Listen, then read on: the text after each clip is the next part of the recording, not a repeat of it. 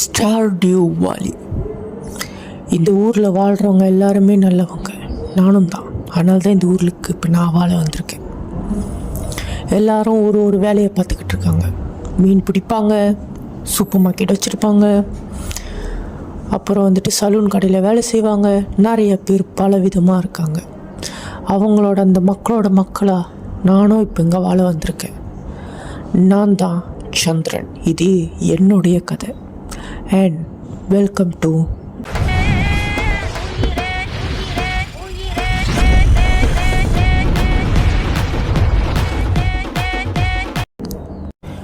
புதுசாக வந்திருக்கீங்கன்னா மறக்காமல் சப்ஸ்கிரைப் பண்ணிக்கோங்க. அதுக்கப்புறம் பக்கத்தில் பெல் பட்டனையும் அழுத்திடுங்க. கமெண்ட் பண்ணுங்கள், இந்த சீரீஸ் பிடிச்சிருந்தா இன்னும் கண்டினியூ பண்ணணுமாங்கிறதையும் கமெண்டில் சொல்லுங்கள். ஸோ ரொம்ப பேசாமல் வீடியோக்குள்ளே போகலாம்.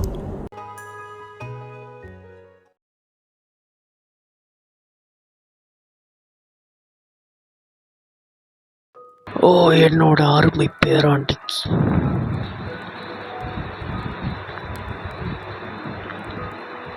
உனக்கு நான் ஒரு பரிசு கொடுக்கலான்னு இருக்கேன். அதாவது இந்த கவர் தான், இது எடுத்துக்குப்பா.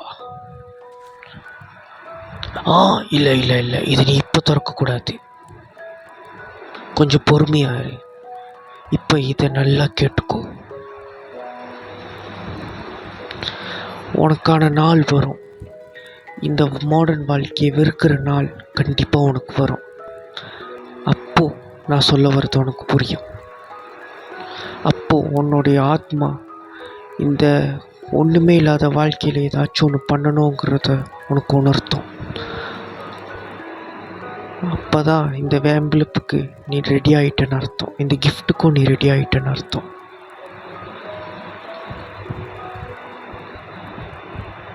இப்போது தாத்தா கொஞ்சம் ரெஸ்ட் எடுக்கிறேன், சில வருடங்கள் கழித்து அப்படின்னு சொன்னோன்னே ஜோஜா கோஆப்ரேட். இங்கே எல்லாரும் நாய் மாரி வேலை பார்த்துக்கிட்டு இருக்கோம். எல்லாத்துக்கும் ஒரு வேலை. கம்ப்யூட்டர் மெண்டுக்கு அதேமாரி சிஸ்டமேட்டிக் வேலை. நானும் அங்கே தான் வேலை பார்க்குறேன். இதோ வந்துட்டேன் பார்த்தீங்களா, ஹீரோ இன்ட்ரடக்ஷன். சும்மா சிம்பிளாக தான் இருக்கும். என்ன இங்கே தண்ணி குடிக்க கூட நேரம் இருக்காது. அதனால் எனக்கு என் தாத்தாவோட அந்த கிஃப்ட்டு ஞாபகம் வந்துச்சு. அதை எடுத்து படிக்கவும் ஆரம்பித்தேன். இப்போ நீ இதை படிக்கிறனா உனக்கு கண்டிப்பாக இந்த வாழ்க்கை போர் அடிச்சிருச்சுன்னு அர்த்தம். அப்போ இது உனக்கு தான். இதுவும் எனக்கும் இதேமாரி தான் நடந்துச்சு. அப்போ நான் ஒரு முடிவு எடுத்தேன். ஸ்டார்டியூ வாலியில் எனக்குன்னு ஒரு சொந்தமான ஃபார்ம் இருக்குது, ஜிஎஸ்டி ஃபார்ம். அது அங்கே தான் இருக்குது. அது ரொம்ப நாளாக யாரும் யூஸ் பண்ணல. ஸோ அங்கே நீ போயிட்டு அந்த ஃபார்மை நல்லா செழிப்பாக வளர வைப்பேரா.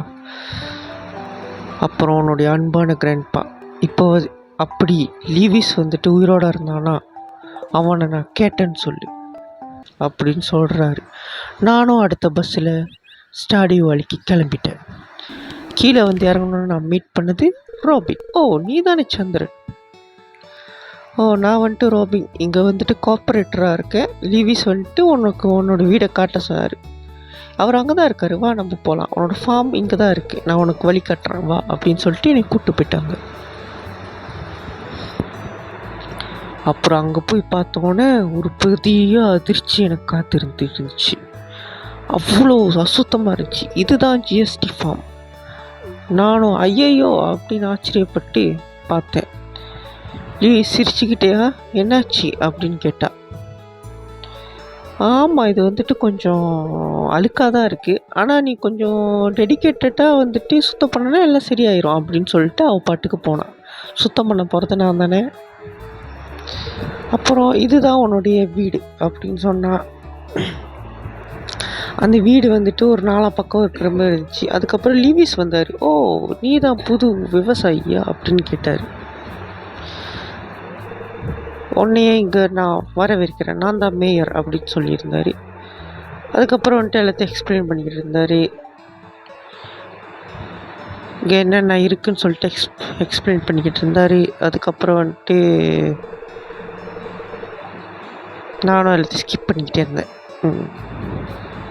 ஸ்கிப் பண்ணிட்டு எனக்கு கடுப்பாக இருந்துச்சு எனக்கு ட்ரான்ஸ்லேட் பண்ணுறதுக்கு. அதுக்கப்புறம் வந்துட்டு லீயும் அவரும் வந்துட்டு கொஞ்சம் ஏதோ வெடிச்சு பேசிக்கிட்டு இருந்தாங்க. அதனால் அதை நான் கண்டுக்கல. அந்த கான்வர்சேஷனை நீங்களே பார்த்துக்கோங்களேன். அப்புறம் அவர் சொன்னார், அவன் சொல்கிறதெல்லாம் கேட்காத சந்திரன், அவன் வந்துட்டு அப்படி தான் அப்படின்னு சொல்லிட்டு நடைய கட்டினார். அப்புறம் உனக்கு டயர்டாக இருந்தால் என்னை வந்து பாரு, இங்கே நிறையா இடம் இருக்குது அப்படிலாம் சொன்னார். அதுக்கப்புறம் எல்லாத்தையுமே சொல்லிட்டு அவரும் போய்கிட்டு இருந்தார். அதுக்கப்புறம் ஸ்டாப் பண்ணிட்டு, நான் சொல்ல மறந்துட்டேன், அப்படி உனக்கு ஏதாச்சும் பொருட்கள் கிடச்சிச்சின்னா இந்த பெட்டி உள்ளுக்கு போட்டு நான் வந்துட்டு அதை நைட்டு எடுத்துகிட்டு காசு கொடுத்துட்றேன் அப்படின்னு சொன்னார். சரி, நானும் கேட்டுட்டு இன்னைக்கான நாளை தொடங்க போகிறேன். காலையிலேயே எழுந்திரிச்சு உள்ளுக்கு என்ன தான் அப்படி ரொம்ப பாக்ஸெலாம் இருந்துச்சு, அதை எடுத்துக்கிட்டேன். சீட்ஸ் இருந்துச்சு. சீட்ஸை எடுத்துகிட்டு முதல்ல ஃபார்மிங் ஆரம்பிச்சிடலாம் சொல்லிட்டு அதுக்கான வேலையை பார்க்க ஆரம்பிச்சிட்டேன். ஃபார்மிங்கை பார்க்குறதுக்கு முன்னாடி எல்லாத்தையும் சுத்தம் பண்ணணும். அதனால் எல்லாத்தையுமே சுத்தம் பண்ணவே ஆரம்பிச்சிட்டேன்.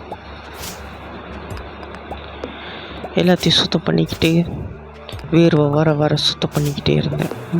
அப்புறம் அங்கே ஒரு 2-3 மரத்தையும் கட் பண்ணியும் ஆரம்பிச்சிட்டேன்.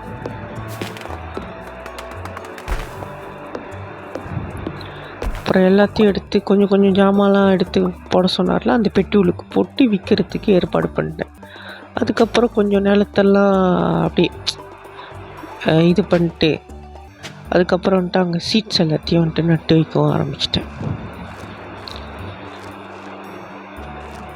சீட்ஸை நட்டு வச்சுட்டு அதுக்கப்புறம் வந்துட்டு நான் வந்துட்டு அதில் தண்ணி ஊற்றிட்டு அப்புறம் வந்துட்டு டவுனை போய் பார்த்துட்டு வந்துடலான்னு தோணுச்சு. முதல்ல தண்ணி ஊற்றிட்டு போயிடுவோன்னு சொல்லிட்டு தண்ணி ஊற்றிட்டு அப்புறம் போனேன். ஆனால் அதுக்கு முன்னாடி வந்துட்டு நான் வந்துட்டு இங்கே என்ன இருக்குது, பஸ்ஸெலாம் எங்கே போகுதுன்னு பார்க்கலாம் சொல்லிட்டு போனப்போ தான் என் கண்ணுக்கு இந்த பூ பட்டுச்சு. சரி, அதை எடுத்துக்குவோம் அப்படின்னு சொல்லிட்டு எடுத்துக்கிட்டேன். அப்புறம் வந்துட்டு டவுன் உள்ளுக்கு போக ஆரம்பிச்சிட்டேன். அதுக்கப்புறம் தான் நான் இங்கே சாம்னு ஒருத்தனை பார்த்தேன். அதாவது இந்த சேனலோட ஓனர், அவர் அங்கே வந்திருக்காரு. நான் வந்துட்டு சந்திரன், நான் வந்துட்டு இந்த கதையோட கதாநாயகன், சரிங்களா? அப்புறம் பக்கத்தில் சலூனும் இருந்துச்சு, அங்கேயும் போனேன். சுற்றி முற்றி பார்த்துக்கிட்டே இருந்தேன். எவனோ ஒன்றும் வரல. அதுக்கப்புறம் லீயை பார்த்தேன். வாவ், அவளும் அழகாக தான் இருந்தாள்.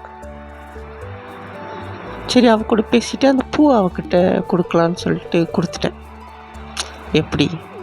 அப்புறம் இங்கே போகிறப்ப யாரும் இல்லை. ஸோ அந்த இதை எடுத்து ஓரத்தில் வச்சுட்டு இது யாருன்னு பார்க்குறப்ப இவங்க வந்துட்டு மேரின்னு சொல்லி போட்டிருந்தாங்க. அதுக்கப்புறம் உள்ளுக்கு போனேன். எமிலியை பார்த்தேன். அவங்ககிட்ட இந்த கிஃப்ட் கொடுக்கலான்னு தோணுச்சு. முதல்ல அவங்ககிட்டலாம் பேசிவிட்டு இந்த கிஃப்ட்டையும் கொடுத்துட்டேன்.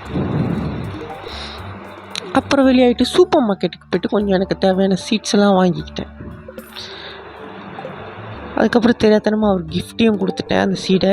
அதுக்கப்புறம் வந்துட்டு திரும்ப வீட்டுக்கு வந்து எல்லாத்தையும் நட்டு வச்சுட்டு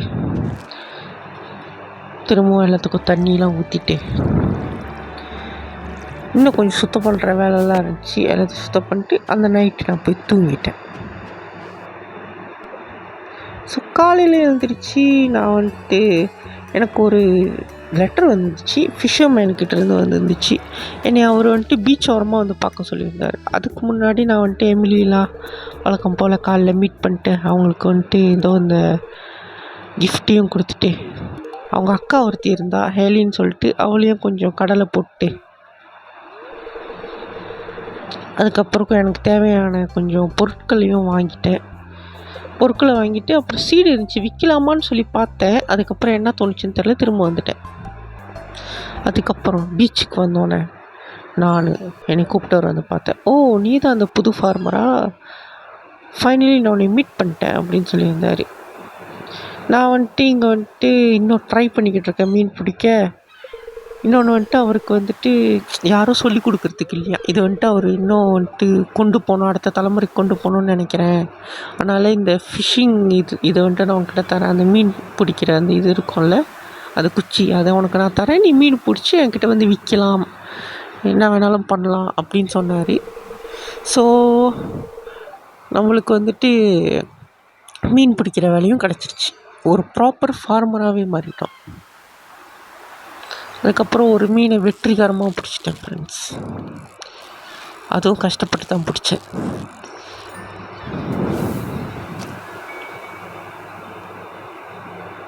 அதுக்கப்புறம் 2வது மீனை பிடிக்கலான்னு சொல்லி போட்டப்ப கிடைக்கல. அது நம்ம லக்கு அவ்வளோதான். அதுக்கப்புறம் அங்கே போய்ட்டு அதையும் விற்றுட்டு திரும்ப ஃபார்முக்கு வந்து கொஞ்சம் சீட்ஸ் வாங்கினால அந்த சீட்ஸையும் வந்துட்டு நட்டு வச்சிட்டேன். அதுக்கப்புறம் திரும்ப தூங்க போயிட்டேன். இன்றைக்கான டேவும் முடிஞ்சிடுச்சு. காலைல எழுந்துச்சி பார்த்தா ஒரே மழை. சரி இன்றைக்கி நம்ம எங்கேயும் போக முடியாதுன்னு சொல்லிட்டு திரும்ப வீட்டுக்கு போய்ட்டு இந்த வீடியோ முடிக்க போகிறேன். வரட்டா? பாய்.